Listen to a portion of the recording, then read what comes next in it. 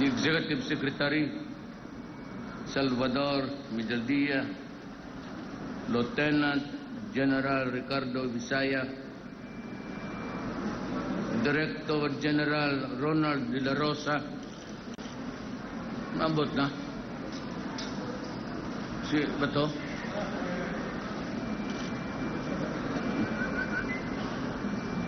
General Manager Eddie Monreal, Congresswoman Amy Calixto Rubiano, Mayor Antonio Calixto, yes sir. My fellow workers in government, my beloved countrymen, this time I will just read.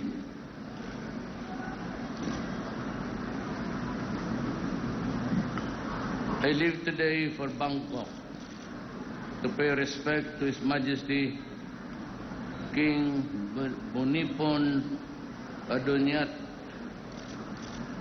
His Majesty the King was a true friend of the Philippines, whose state visit in 1963 continues to resonate to this day. He will be remembered for his dedicated efforts to foster goodwill and friendship between our nations and peoples. For all he has done to bridge peoples to greater understanding, he truly deserves a special place in history. After Thailand, I will proceed immediately to Kuala Lumpur for an official visit, a part of my introductory visits to countries in Southeast Asian countries. I will meet with Prime Minister Dato Sri Mohammed Najib bin Tun Abdul Razak to discuss ways of sustaining the growth of both our countries, ensuring peace and inclusive development for our people. The focus of my visit shall be to strengthen the Philippines' partnership with Malaysia for security and stability. These are the foundations of our nation's peace project, progress and prosperity. Foremost on my agenda is the maritime security and the fight against piracy at sea. As maritime nations, we don't have a stake in ensuring that our waterways are secure and that criminal and terrorist elements do not use our seas to undertake their illegal activities. I will also seek greater cooperation in the war against illicit drug trade. This menace knows no boundaries, and cooperation between our nations is vital in order to address this problem. The bilateral defense, security, and law enforcement efforts should be seen as supporting both our nations' resolve to contribute to greater stability in Southeast Asia and in the larger region. The Philippines recognizes Malaysia's role in pursuing just and lasting peace in Mindanao. In my talk with the Prime Minister, I shall seek Malaysia's continued support for the peace process in southern Philippines.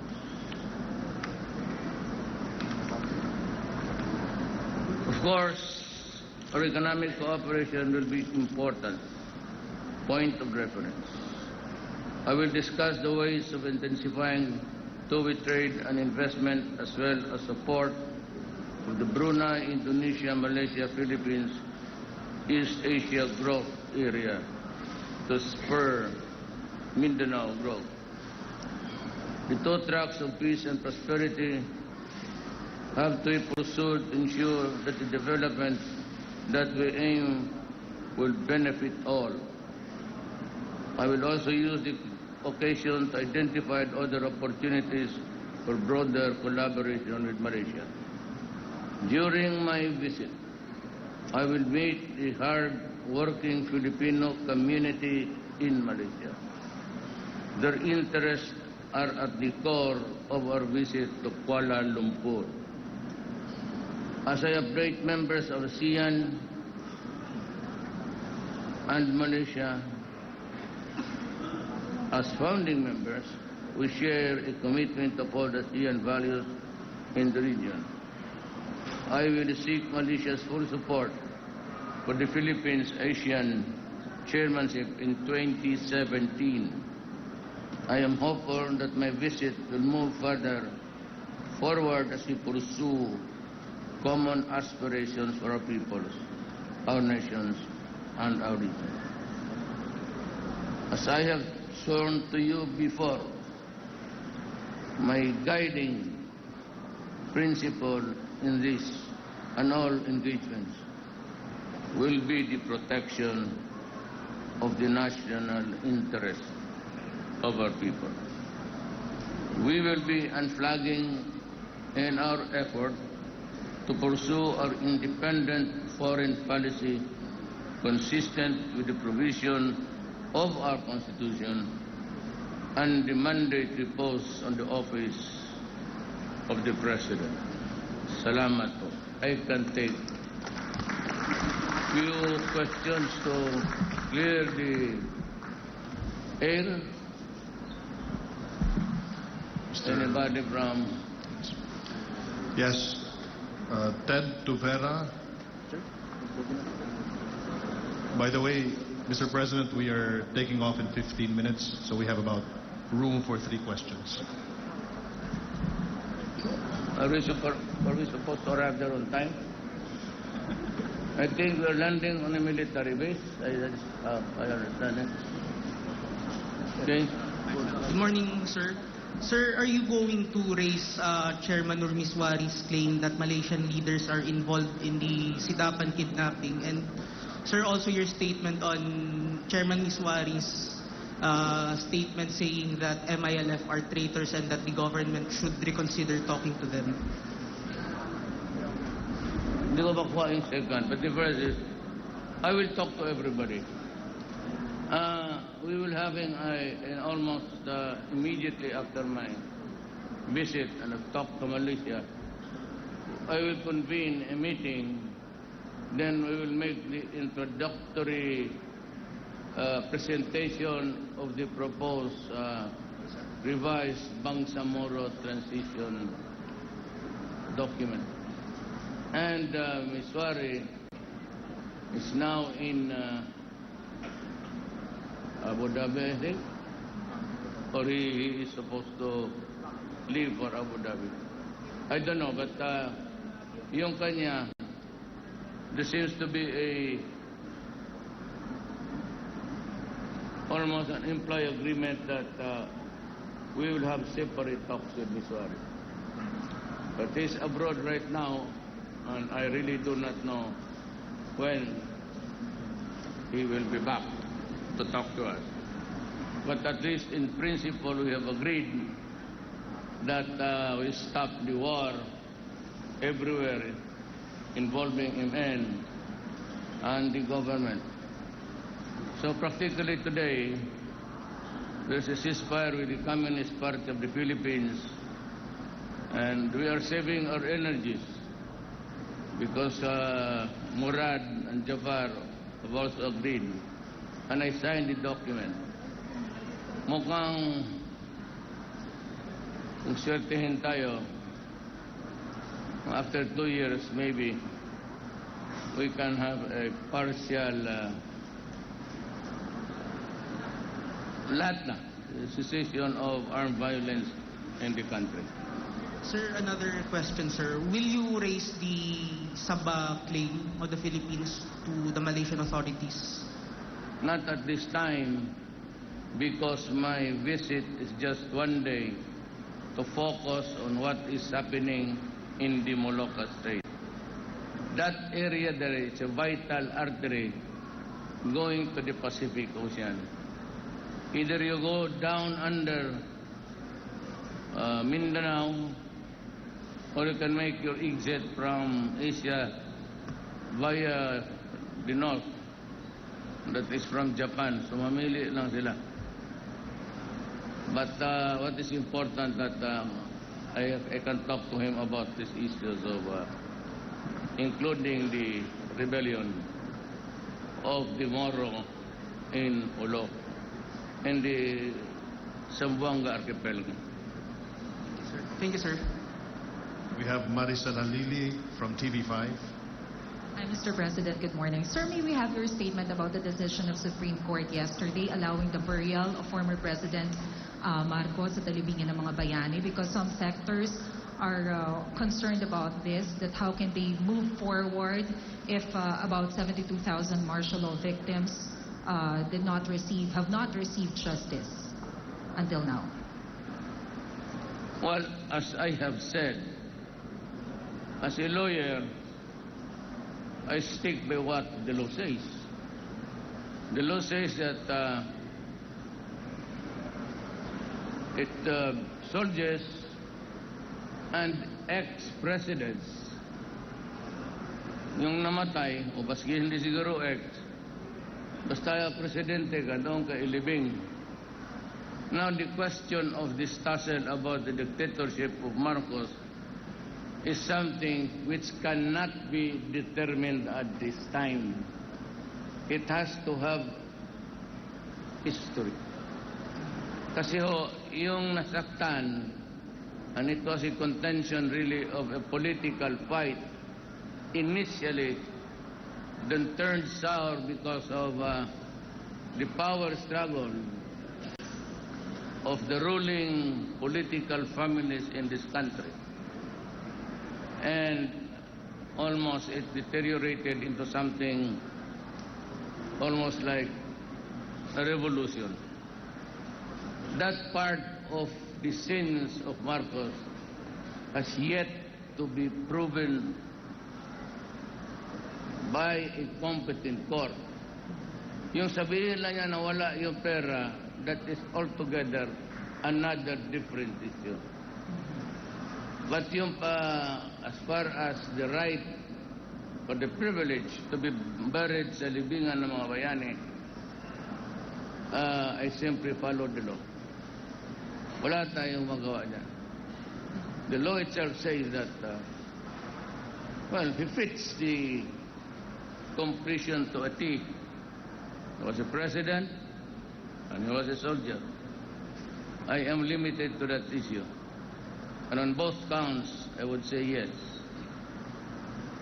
Sir, on other issue, may we have your reaction on the test case filed by Senator Laila De Lima?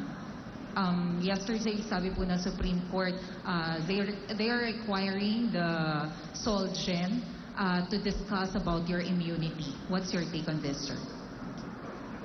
I don't know what are my sins. So, I'd rather leave it to the court. If there are cases filed already, pwede hayaan natin. Mine was just to make public what was or is the corruption of the day and how drugs flourish inside our penal institutions, not only sa Muntinlupa but sa mga kolonya. And to this day, they are still making money from the inside. Ang traffic ng droga sa Pilipinas nanggagaling sa prisuhan. Sila yung may contact doon sa labas. At sila lang rin yung pwedeng mag-order. Any other guy would not do. But most of these guys are now in prison. So, kung sabihin mo na nahuli na natin yung mga drug lords, kulang yan. Kasi just like in mafia, in Mexico, the cartel there, Escobar, they continue to direct the traffic of drugs, cocaine, heroin, from their prison cell. Hindi nagkaiba dito, as revealed by everybody. It's not enough that they are in prison. they have to be immobilized. Thank you, sir. Joseph Morong of GMA. So good morning po. Just going back a little bit on the Marcos issue. So yesterday, I think the SP Pimentel is saying that he may talk to you to maybe reconsider that decision. So the Supreme Court said naman there's no legal impediment, but it's up to you to really... No, I do not have the sole power of the changing fortunes of this country. No president is allowed to have that kind of power at his... It has to be based on a law. Better, tingnan mo lang yung batas para sigurado ka.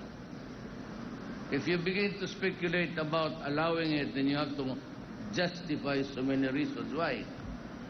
And there are thousands or more than stories to tell and to weave out of martial law. The better practice is just to let it go by what the law says.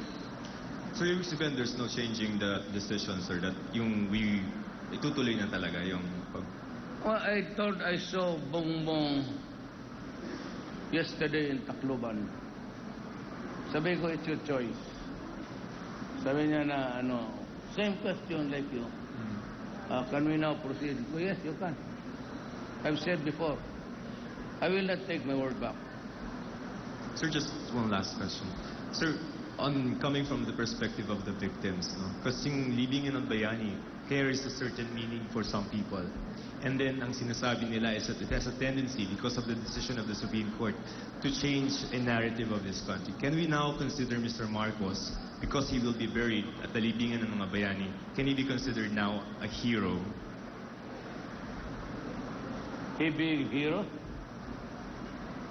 Well, it depends on the beholder. You know, let me just... I'm not promoting any class struggle here.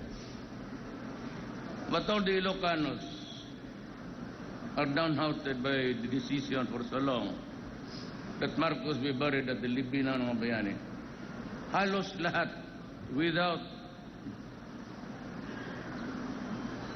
ng buong Ilocano nation, they are sad. Para sa kanila walang kasalanan si Marcos. And he was true to his word of what happened during the new society. Sabi ko, cannot be judged now. Mahirap yan ganon because mayroon pa mga nagsusulat, na tinatamaan, nakulong. Meron namang iba. So some great things that happened. Well, of course, the discipline, the cleanliness initially, but towards the end of his term, or rule, for that matter, deteriorate because he lost control of the governmental machinery for being sick. Hindi na niya kaya. So doon nagka-letse-letse ang sitwasyon. Our last question, Mr. President, is from the Philippine Daily Inquirer, Marlon Ramos. Good morning po, Mr. President. Sir, regarding lang po sa the remarks that you made about the Vice President yesterday in Tacloban, which to many come as inappropriate and even tasteless. Are those necessary considering the event? Again, I get you. Yung Saying about the remarks about the Vice President, Yes, sir. which to many see it or come as inappropriate and even tasteless To the Vice President. Even the Vice Presidency actually issued a statement that what you said about her yesterday were tasteless and inappropriate, considering that sa Tacloban event. what about? Yung binanggit niyo po yung tinitignan niyo yung tuhod niya and that she's wearing short Tuhod lang? skirt during your cabinet Yeah, I said she meetings. was wearing a skirt. Pero tuhod was walang Sabi ko hindi nagsisimba ito. It is appropriate. As a matter of fact, it is good. So what's the problem there? What find an issue? Success, Lord? Ano dyan na naman yung media? Ano ba sabihin ko? Totoo naman. And I said that every meeting, you ask all of the cabinet members just to lighten the moment. What's so special about the knee of a person? Sir, sorry sir, but are those kind of comments necessary for an event commemorating a tragedy? Yes, it is necessary to make people laugh, for them to enjoy the occasion. Kasi galit ako. I was angry yesterday because after 42 billion sa NHA, pati after 30 billion sa DSSD, hindi kami dyan ha, bago lang kami pumasok, ang naka-occupy pa lang is 4,000. Kaya ako to break the ice, yun ang ginawa ko. So what's so special about the body of a woman? Or the knee of a woman na walang kalyo? Ibig sabihin, baka hindi nagsisimba. Isn't it offending, sir, for the president to be making those kind of comments about the vice Well, what's wrong president? being president? I do not stop being president just because I do not exact standard for me. I will do what I say, and I say what I do. Those jokes like that is nothing unless umakyat ka sa tuhod hanggang dito. Then that would be an extreme bad taste.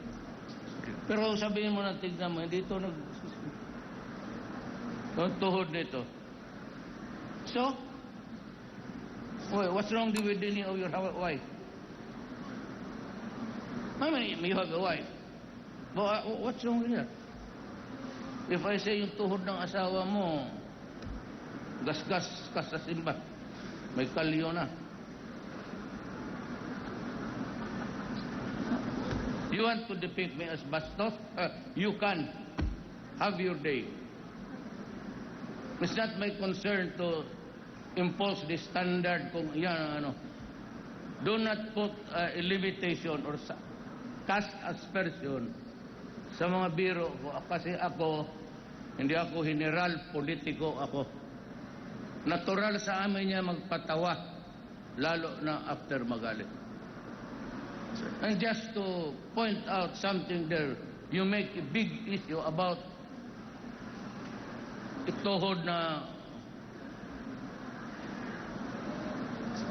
Sir, is that the trivialities of media? No, it's so trivial. Sir, saan po, yung regarding po sa killing ni Mayor Espinosa. The what? The death of the killing of Mayor Espinosa of Alvera Lake. Well, what? Are you puzzled, sir, by...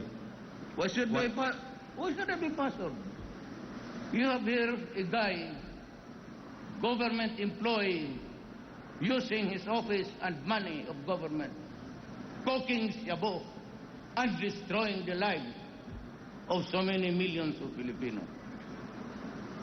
So what is there for me to say about it? But there's circumstances of the killing, sir. I will obey what the police will tell me because kasama kami sa gobyerno. I will not go there to find fault with the police. I did not even agree that they should be transferred.